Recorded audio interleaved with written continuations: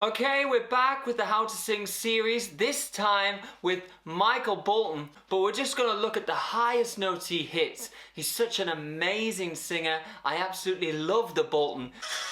How am I supposed to live without you? And I think this will really clear up some ideas and myths on high notes, whether they're really belting or whether they're coming in from that safe mixed place. I won't sound as good as Bolton, but let's give it a go.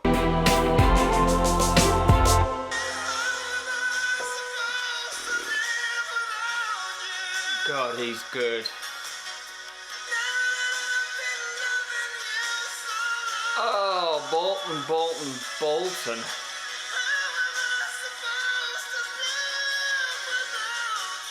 So that live on that C sharp, again, if you approach it in a mixed way, that's actually one of the easier notes in the song. Even though he's hitting all these top A's, B's and C's and stuff, he's not high larynx. The larynx isn't raising with the pitch with him.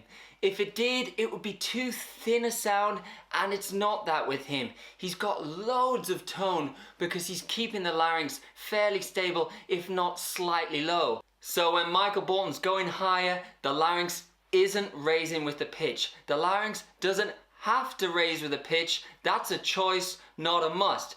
Because if it did raise with the pitch, it'd be too thin a sound, because suddenly the space shortened and we went high larynx and a thin sound. If I actually raise the larynx, how am I?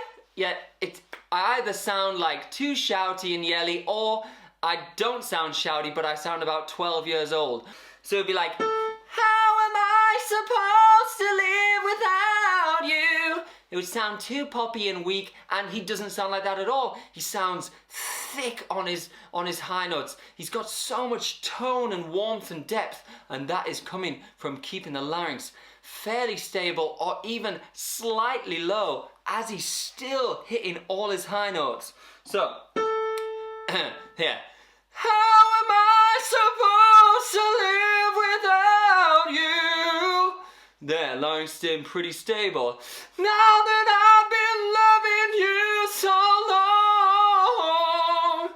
There, you hear that? I sound a bit like Michael McDonald, but he also keeps his larynx fairly low and is another speech level guy.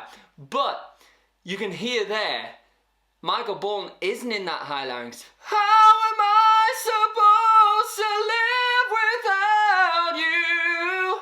There, larynx didn't move at all. And like I say, it's an option. It doesn't need to move. So I hope that clears up some of that misconceptions that people have. They think the larynx absolutely must raise with a pitch. No, it mustn't. And there's a whole technique, speech level singing, which is all about it staying stable.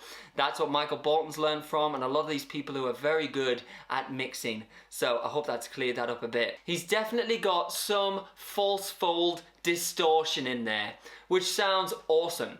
And it's absolutely fine to use a bit of false fold distortion if you know what you're doing, because singers have done it throughout their whole career and they've been absolutely fine. So it must be able to be done, and it can be done. So when Michael Bolton's starting off, how am I supposed to live without you? He's not actually on a clean sound. I could hardly believe it. And it sounds just not right for the style. He's got that false fold thing, that hey, hey. I'll talk more about this in other episodes. In fact, I might shoot whole episodes on false folds and rock. But just understand that it's not breathy.